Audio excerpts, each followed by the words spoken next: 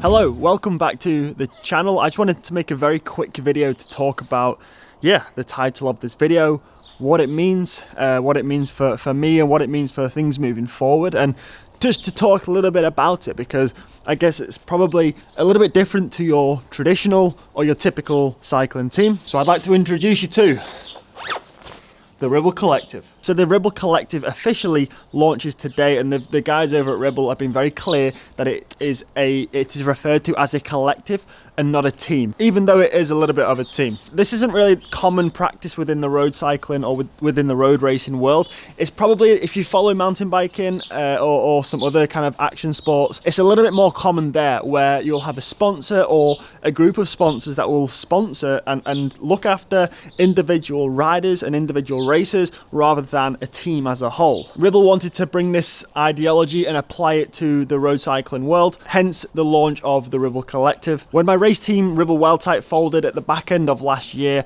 I didn't have any team offers. I didn't have any places to go to, especially at the UCI level that Ribble Weldtite was at. But I still wanted to continue racing. I still wanted to be competitive, and I still wanted to, race, which I was going to do. I was going to just race as a private British cycling member, and then what that would allow me to do is free up more time to do some other bigger projects for the YouTube channel and just really work things around my own schedule. So when Ribble came to me with this idea about setting up a collective, it was a perfect fit for me, because it allows me to be part of this collective, this group of riders, and be within that team atmosphere, but still being able to race on my own accord and choose as and when I want to race. And that allows me to like I just mentioned, do other projects around that. So if I wanted to go off bikepacking across the Pyrenees for 3 weeks, there's no stopping me, and I don't have to, ask my team for permission to do that. But before I talk about what 2023 is going to look like for me personally,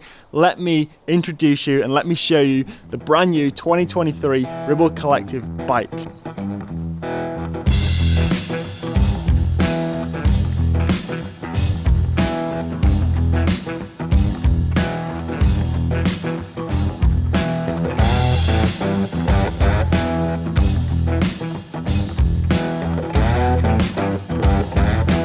Yeah, I don't know about you, but I just absolutely love this thing. Time and time again, Ribble just smash it out of the park. And there's nothing crazy going on with this bike. There's no mad tubing, but it just works. It's a very traditional looking bike. It just looks good. We've got the one-piece level 5 integrated bar system.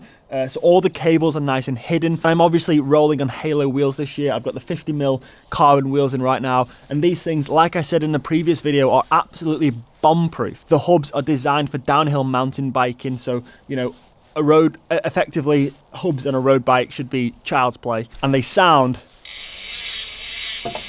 so nice. Aside from that, I'm rocking the Shimano Ultegra Di2 12-speed gear set, chain set, group set. It's my first time riding 12-speed. Everything else is pretty much standard. I'm riding a Pro Logo saddle. It's a 143mm wide. Got Shimano hydraulic disc brakes on there as well, and a classy looking frame. Needs a classy looking pair of tyres, which is why I've gone for these Tanwall Schwalbe tyres. And last but not least, let's talk about this paint job. It looks, in my opinion, it looks incredible. You probably can't see from this lighting, but it starts black at the back and it fades into a very dark green at the front.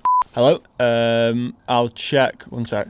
Then on the front end, we've got the teal Ribble logos, the teal level 5 bars, and a pair of teal forks as well, with the paint splatter effect paint job on it. Again, a very traditional kind of paint job or idea, but it just looks so good, man, and I'm here for it. Now, we had the option to go for either the Ultra, which is like the top of the line Ribble bike, the one I raced on last year, or the Endurance SLR. And for me, I just decided to go for the Endurance SLR. It's a little bit lighter. All right, it's definitely not going to be as fast in a straight line as the Ultra is, but I think for me and for the races that I want to do and the content plans that I've got, I think the Endurance SLR, having a more kind of well-rounded, all-round bike, climbing bike perhaps, is probably going to be a bit of a better idea. I've been riding the Endurance SLR for the past 4 years now in different iterations and different colorways, and I just love that bike. It's probably the most versatile bike that I've ever used. However, I am still going to be getting an ultra in a very, very special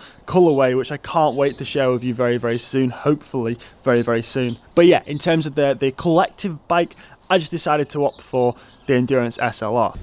So what is the collective and who does it consist of? So there's about 12 of us from different disciplines across cycling, both male and female. You've got a couple of road riders like myself, a few gravel riders, some cross riders, a couple of triathletes. And the idea is it brings all these different people from all these different disciplines together as one unit. I'm excited and I'm thankful to Ribble that they have provided me with this opportunity to continue racing, but also to, you know, focus on some other things away from the racing as well. I'm going to end it there, but a couple of weeks ago I was in Calpe for a week with the rest of the collective riders, and the wizards over at Ribble consolidated and created an incredible video detailing and explaining the collective perfectly, so I'm going to stitch it at the end of the video. But with that being said, I'll see you very, very soon.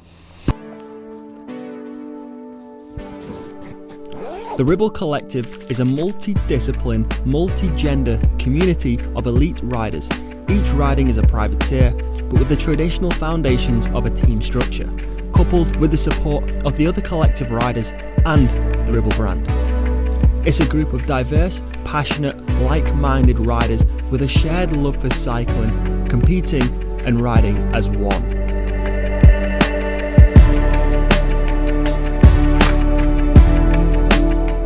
I think the most exciting thing about being part of this collective for me is like the ability to really select my own races and exactly what I want to do, and kind of hone in on that, and like complete flexibility and freedom, which you don't normally get in a team environment. And I think it's also like the kind of also still having teammates and not being a complete privateer out on your own.